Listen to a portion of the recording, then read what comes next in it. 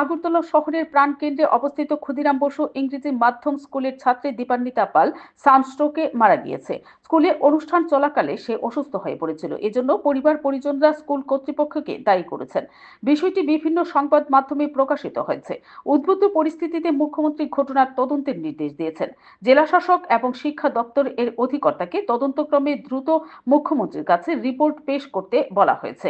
এদিকে মুখ্যমন্ত্রী ডক্টর মানিক সাহা আজ প্রয়াত ছাত্রী দীপান্বিতার বাড়িতে গিয়ে তার শোকাহত পিতামাতা ও আত্মীয় পরিজনদের সঙ্গে দেখা করেন। পরিদর্শনকালে মুখ্যমন্ত্রী বলেন, যাবতীয় রিপোর্ট পাওয়ার পর পরিবারের পাশে দাঁড়ানোর জন্য চেষ্টা করা হবে। তিনি বলেন, পরিবারকে সাহায্য করা হলেও দীপান্বিতাকে তো আর ফিরে পাওয়া যাবে না।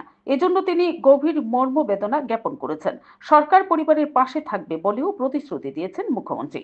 Bureau report, BTV Tripura news. বিষয়টা তো নিউজ পেপারে উঠলো, আর আমি বিষয়টা নিয়ে অলরেডি ডিএম এবং ডাইরেক্টর যে আছেন স্কুল এডুকেশন ওনাকে বলেছি পুরো রিপোর্ট আমাকে দেওয়ার জন্য।